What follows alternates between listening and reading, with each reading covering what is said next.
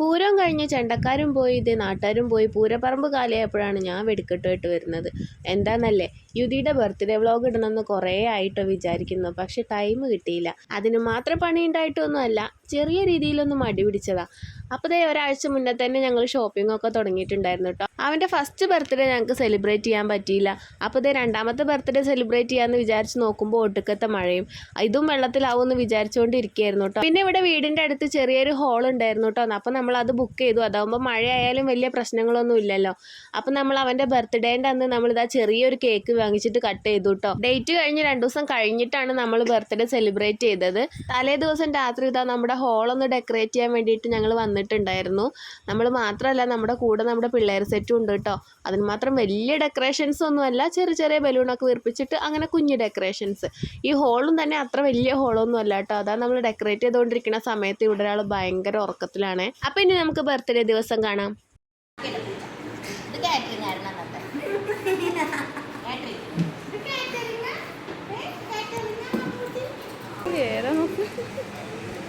മുടി ഒന്നും കൂടി വരയൊക്കെ ഇട്ട് കൊടുക്കണം വിചാരിച്ചിരുന്നു. പക്ഷേ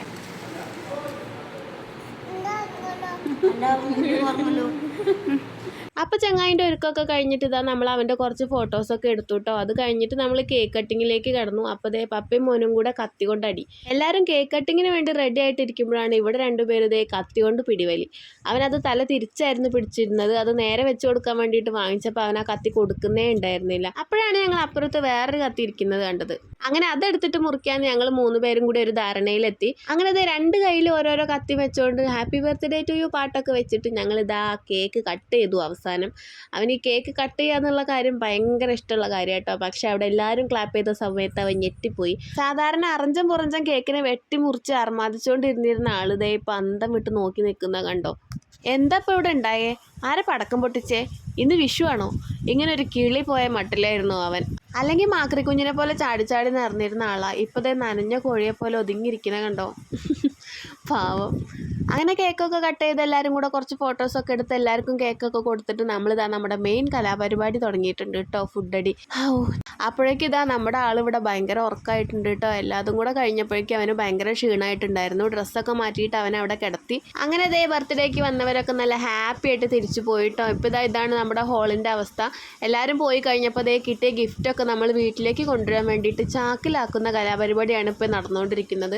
അല്ലാതെ നമുക്കിത് കൊണ്ടുപോകാൻ വേറെ ഒരു മാർഗ്ഗമില്ല. ഇതിപ്പോൾ പണ്ട് CID മൂസയിൽ ബിന്ദു പണിക്കർ പറഞ്ഞ പോലെ അയ്യോ ഞാൻ എന്തൊക്കെ എടുക്കും എൻ്റെ ഈശ്വര എന്ന് പറയുന്ന പോലെ ഇതിൽ എന്തൊക്കെ വാരി എടുക്കണം എന്ന് എനിക്കൊരു ഐഡിയ ഉണ്ടായിരുന്നില്ല കേട്ടോ. അവസാനം ഏട്ടൻ വന്നിട്ട് ജഗതി ചേട്ടൻ്റെ ഡയലോഗ് പറയാതിരുന്നാൽ മതിയായിരുന്നു. നീ കൊച്ചിനെ ഇടടി എന്ന് പറയുമ്പോഴായിരിക്കും ഈശ്വര എൻ്റെ കൊച്ചിനെ ഞാൻ അവിടെ ഉറക്കി കിടത്തിയിട്ടുണ്ടല്ലോ എന്ന് ഓർക്കുന്നത്. അങ്ങനെ ഇന്ന് എൻ്റെ ഒരു ആഗ്രഹം നിറവേറിയ സന്തോഷത്തിലാണ് കേട്ടോ ഞാൻ. എനിക്ക് അവൻ്റെ ഫസ്റ്റ് ബർത്ത്ഡേ സെലിബ്രേറ്റ് ചെയ്യണമെന്നുണ്ടായിരുന്നു. പക്ഷേ ആ സമയത്ത് ഏട്ടൻ ഇവിടെ ഇല്ലാതെ പോയിട്ട് നമ്മൾ ആ ബർത്ത്ഡേ അങ്ങനെ സെലിബ്രേറ്റ് ചെയ്തൊന്നുമില്ല. ചെറിയ രീതിയിലൊന്ന് കേക്ക് കട്ട് ചെയ്തു, അത്ര മാത്രമേ അന്ന് ഉണ്ടായുള്ളൂ. അപ്പോൾ തുടങ്ങിയതാണ് അവൻ്റെ സെക്കൻഡ് ബർത്ത്ഡേ എങ്കിലും ഒന്ന് സെലിബ്രേറ്റ് ചെയ്യണമെന്ന്. ഒന്നും ഉണ്ടായിട്ടൊന്നുമല്ല, എന്നാലും എനിക്ക് ചെറിയൊരു ആഗ്രഹം. അങ്ങനത്തെ ആ ആഗ്രഹം ഇന്ന് നടന്ന് കിട്ടിയിട്ടോ. എല്ലാം വളരെ ഭംഗിയായിട്ട് തന്നെ നടന്നു. വന്നവരൊക്കെ ഹാപ്പിയായി, നമ്മളും ഹാപ്പി, അവനും ഹാപ്പി. അങ്ങനെ എല്ലാ പരിപാടിയും കഴിഞ്ഞിട്ട് നമ്മുടെ ഹോള് ക്ലീൻ ചെയ്തുകൊണ്ടിരിക്കുകയാണ്. ഇത് ക്ലീൻ ചെയ്യേണ്ട ആവശ്യമൊന്നും ഉണ്ടായിരുന്നില്ല, എന്നാലും നമ്മുടെ ഒരു മനസ്സമാധാനത്തിന് വേണ്ടിയിട്ട് നമ്മുടെ ഹോളൊക്കെ ക്ലീൻ ചെയ്തിട്ട് നല്ല ക്ലീൻ ആക്കിയിട്ടാണ് കേട്ടോ അവിടെ നിന്ന് ഇറങ്ങിയത്. അപ്പോൾ ഇത്രയേ ഉള്ളൂ നമ്മുടെ ഇന്നത്തെ ഒരു കുട്ടി ബർത്ത്ഡേ വ്ളോഗ്. അപ്പോൾ നമ്മുടെ ചാനൽ ആദ്യമായിട്ട് കാണുന്നവരുണ്ടെങ്കിൽ സബ്സ്ക്രൈബ് ചെയ്ത് സപ്പോർട്ട് ചെയ്യാൻ മറക്കല്ലേ.